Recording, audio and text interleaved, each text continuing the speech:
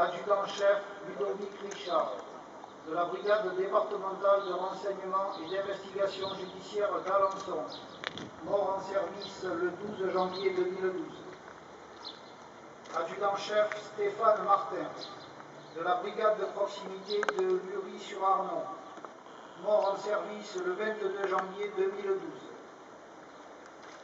Gendarme Serge Siferkowski, du peloton de surveillance et d'intervention de la gendarmerie nationale d'Ensisheim, mort en service le 20 février 2012.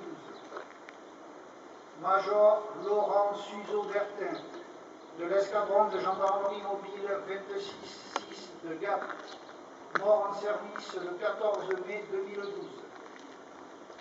Adjudante Alicia Champlon, de la communauté de brigade de Pierrefeu-du-Bas, morte en service le 17 juin 2012. Maréchal des logis-chefs Audrey Berthaud, de la communauté de brigade de Pierrefeu-du-Bas, morte en service le 17 juin 2012. Capitaine Daniel Brière, de la brigade de recherche de Nice, mort en service le 17 octobre 2012. Adjudant-chef Éric Tétiot, de la brigade motorisée de Ploermel, mort en service le 21 novembre 2012. Comme tous les ans, au mois de février, les militaires de la gendarmerie qui sont morts dans l'accomplissement de leurs devoirs.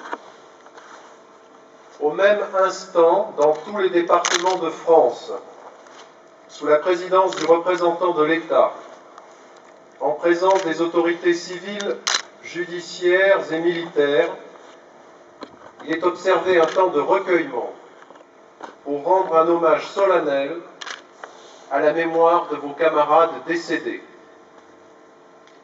Au cours de l'année 2012, 8 militaires de la gendarmerie ont payé de leur vie l'accomplissement de leur mission. À leurs familles et à leurs proches, je veux redire ma compassion et mon soutien. Cette pensée, je l'élargis, bien sûr, à tous les militaires qui ont été blessés en service. Je leur adresse tous mes vœux de prompt rétablissement.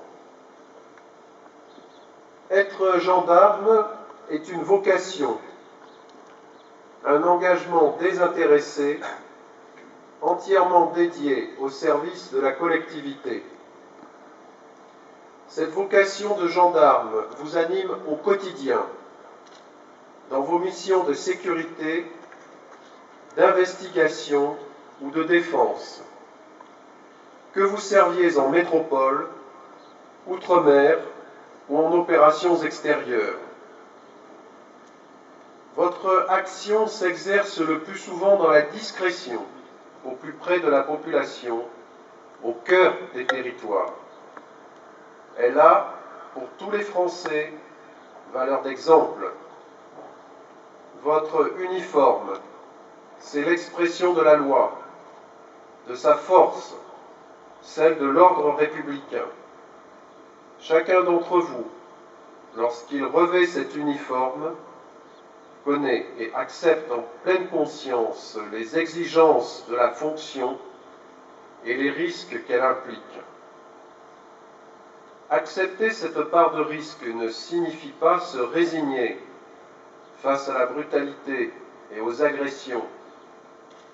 La mémoire de vos camarades vous oblige, elle vous oblige en soldats à honorer leurs souvenirs et à puiser dans leur exemple une force renouvelée.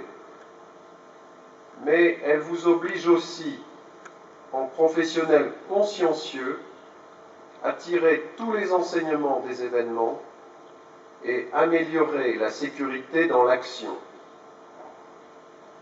Voilà le plus bel hommage que vous puissiez rendre à vos camarades, maintenir vivant leurs souvenirs tout en continuant d'aller de l'avant.